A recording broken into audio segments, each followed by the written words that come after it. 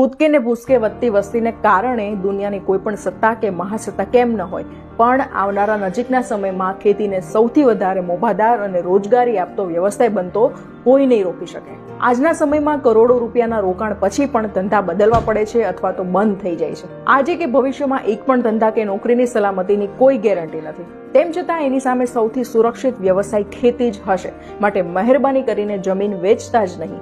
તમને અંદાજો પણ નહીં હોય કે ડિજિટલાઇઝેશનના કારણે આવતા 15 થી 20 વર્ષોમાં વિશ્વમાં સંપૂર્ણ પરિવર્તન આવી જશે અને લગભગ 2035 સુધીમાં કમ્પ્યુટર મનુષ્ય કરતાં પણ વધારે હોશિયાર થઈ ગયું હશે. આજે ચાલનારા 70 થી 80% ઉદ્યોગો બંધ થઈ જશે. તેમ છતાં આ બધા સામે ખેતીવાડી જ ટકી રહેશે.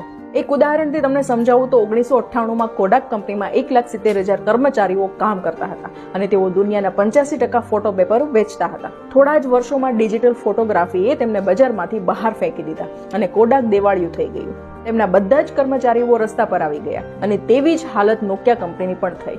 પણ પ્રાકૃતિક ખેતીને અનુસરતો ખેડૂત ક્યારેય બેકાર, ગરીબ કે લાચાર નહીં રહે અને પ્રાકૃતિક ખેતી આધુનિક વિજ્ઞાન કે ટેકનોલોજીની ઓશાળી પણ નહીં રહે. અનેક ધંધા બંધ થઈ ગયા અને ભૂલાઈ ગયા છે, પણ પાછલા કેટલાય વર્ષોમાં અનેક ચડાવ ઉતાર આવ્યા પછી પણ ખેતીનો વ્યવસાય અડીખમ ઊભો રહ્યો છે અને માણસને જ્યાં સુધી પેટ છે ત્યાં સુધી રહેશે જ. ગમે એવા ભૂખમરામાં પણ પોતાનું પેટ ભરવા માટે ખેડૂત સ્વનિર્ભર તો રહેશે જ. જો આવનારા સમયમાં વ્યવસ્થિત આયોજન કરશે તો બજારનો માલિક ખેડૂત પોતે જ હશે. આ વિડીયો ઓછામાં ઓછા 10 લાખ ખેડૂતો સુધી પહોંચે એવી મને આશા છે.